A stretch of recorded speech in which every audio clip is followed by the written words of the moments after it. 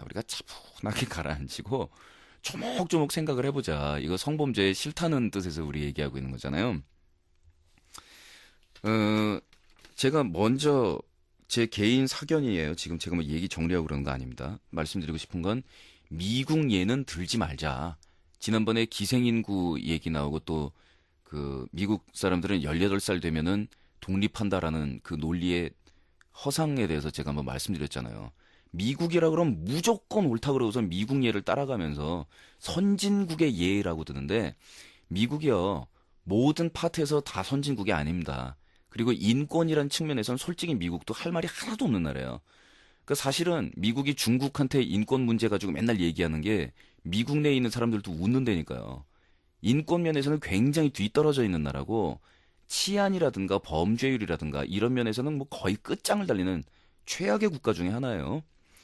그러니까 그 나라에서 어, 성범죄자들의 자동차 번호판에 표시를 한다든가 이런 정책을 쓰는 것 이런 거를 보고 선진국에서 쓰는 제도니까 도입하자는 얘기를 한다면 그건 정말로 너무너무 위험한 얘기가 됩니다. 최고 후진국에서 제도를 도입하게 되는 겁니다. 성범죄 면에서 최악 국가 중에 하나인 나라. 미국에서 제가 지금 자료를 정확하게 안 해왔는데 강간 사건이 몇 초당 한 분씩 일어나더라. 거기도 그거 가관이거든요. 그러니까 선진국이란 얘기를 절대로 해서는 안 된다. 미국 제도를 그쪽 얘기를 가져오면서. 그리고 우리가 한번 그거를 살펴볼 필요가 있습니다. 장기적으로 문제를 해결을 해야 되는 문제이긴 해요. 이 성범죄 문제가. 근데 단기적으로 일단 너무 안타깝기는 하죠.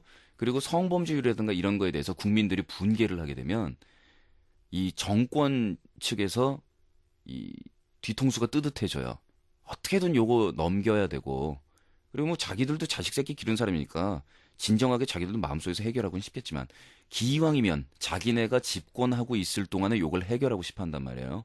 그리고 쏟아지는 비난도 좀 줄이고 싶어 하고.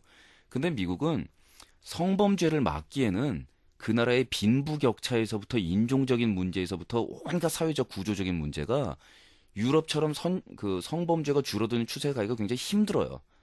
그러니까 정말 궁여지책으로 생각을 해놓은 게 사람들한테 낙인 찍고 공개하고 하는 방법으로 최소한 성범죄율이 그게 낮아지는 게 문제가 아니라니까요. 그렇게 해서 미국의 성범죄율이 낮아졌느냐? 그렇지 않습니다. 최소한 국민들에게 열심히 투쟁하고 있다라는 인상을 줘서 도망가고자 했다. 그래서 바로 그 주홍글 씨 같은 법안들이 나왔다라는 얘기고 굉장히 치졸하고 야비한 대응책이었던 것이거든요.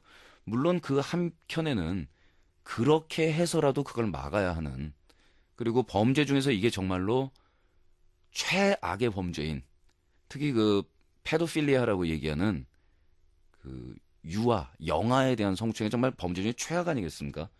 인간이 뭐냐라는 거에 대한 것까지 걱정하게 하는 짐승하고 인간하고 이렇게 되면 다른 게 뭐냐 이런 생각이 들 정도의 범죄인데 그러니까 그거를 선진국 제도니까 야 미국이란 나라가 그렇게 세게 시행을 한대 그럼 우리도 따라가자라는 생각은 제가 볼 땐 넌센스인 것 같습니다.